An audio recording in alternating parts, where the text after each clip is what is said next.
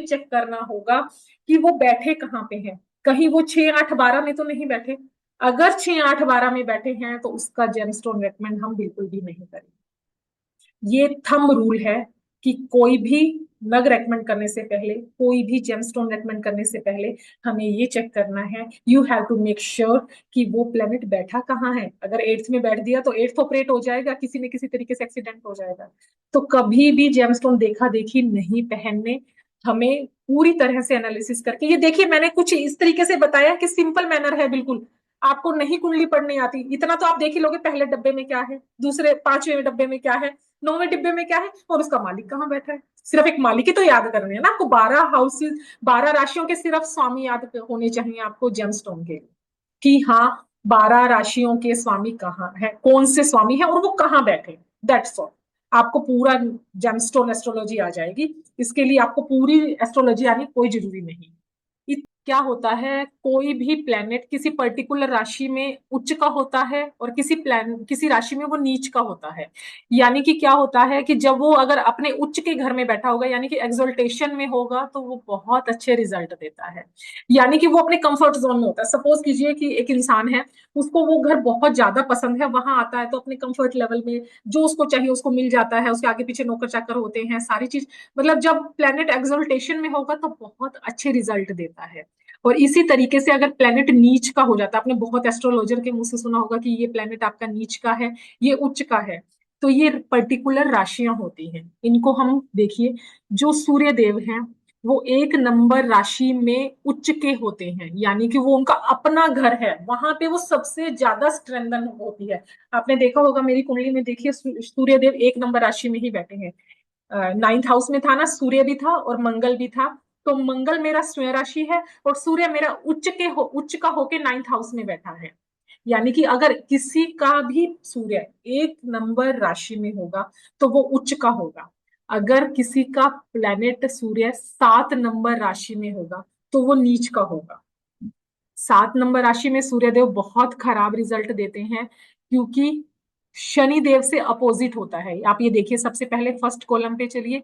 1 number राशि में सूर्य देव उच्च के और 7 नंबर राशि में सूर्य देव नीच के। आगे शनि देव, सूर्य और शनि इनकी आपस में कभी नहीं बनती।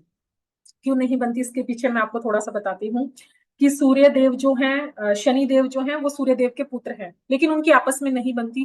क्यों नहीं बनती? जब सूर्य देव की शादी हुई थी ना, तो उनकी वाइफ ने, क्योंकि सूर्य देव में तो आपको पता है कितनी गर्मी है, बहुत ज्यादा। कोई इंसान थोड़ी सी देर भी सूर्य को अपनी आंखों से देखना चाहे, थोड़ी देर तो नहीं देख पाता, उनके अंदर इतना तेज है, इतनी गर्मी है। तो जिस इंसान का सूर्य अच्छा होता है ना, उसके चेहरे पे एक अद्भुत चमक होती है, आप नोटिस करना कभी भी। और जब वो उनकी पत्नी उनके साथ रहती थी तो वो उनका तेज बर्दाश्त नहीं कर पाई।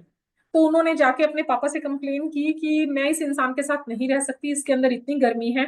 मैं इसको बोलती भी हूँ कि अपना तेज थोड़ा कम कीजिए, तो ये कहता है कि मेरे तेज से पूरी सृष्टि गवन हो रही है, मैं अपना तेज कम नहीं कर सकता।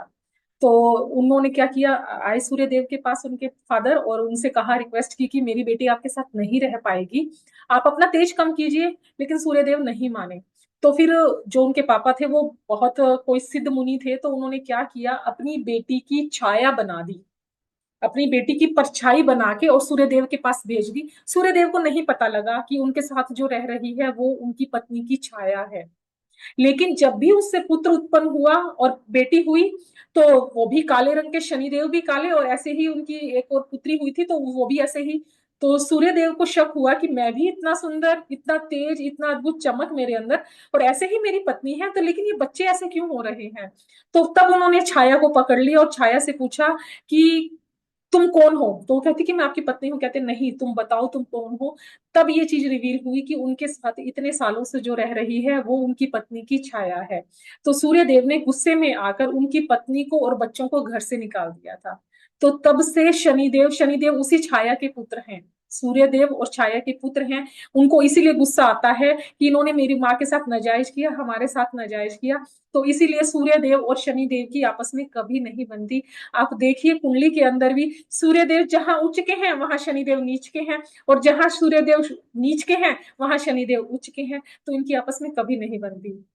लेकिन अगर कुंडली में मैं आपको बताऊं कि सूर्य देव शनि देव का नुकसान नहीं करते, वो उनको पसंद नहीं करते, लेकिन अगर सूर्य की दृष्टि शनि के ऊपर है तो वो उनका नुकसान नहीं करेंगे, लेकिन अगर शनि की दृष्टि सूर्य देव पे है तो वो ब्लास्ट कर देते, वो कहेंगे तूने हमारा विनाश किया, मैं कर दूंगा। तो बेटा जरूर बाप को नुकसान कर सकता है, दुश्मन दोनों हैं, लेकिन सूर्य देव वही कहते हैं ना, बाप तो फिर बाप ही होता है ना, तो वो नुकसान नहीं करेगा कभी भी, ये अपोजिट जरूर है।